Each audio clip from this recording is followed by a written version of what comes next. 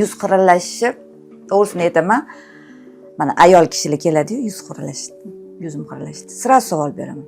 Asabiymisiz deyman. Chunki agar asabiy ayol bo'lsa, yuzi xirillashib, narsalar toshib ketadi. Agar hayotidan nedavolnay bo'lgan ayol, to есть hammasi ma'mutdan, nervniy sistemasi izdan chiqqan ayolda yuzi xirillashib, 100% narsa toshadi.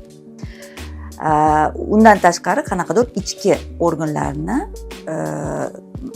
funksiyasi buzilish oqibatida yuz xirallashishi mumkin. Bunda uy sharoitida oqartirish mumkin, oqartirmaysiz, uni осветлять qilasiz, ochartirasiz, tiniqlashtirasiz.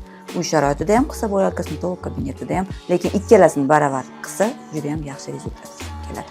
Lekin asab sistemasi tinch bo'lmasa, eng avvalambor ayol kishi baxtiyor bo'lmasa, yuz xiralashadi. Yuzi xiralashgan ayollarga tavsiyam kosmetologga, spetsialistga borib, qanaqadir programma o'sha lecheniyasini olib, хотя бы uy sharoitida bo'lsa ham muolajaga kela olmasa ham, lekin обязательно kosmetolog kabinetida muolaja olish kerak. Lekin muolaja kela olmasa, tavsiya qilib beramiz, rekomendatsiya uyda shularni qilsa.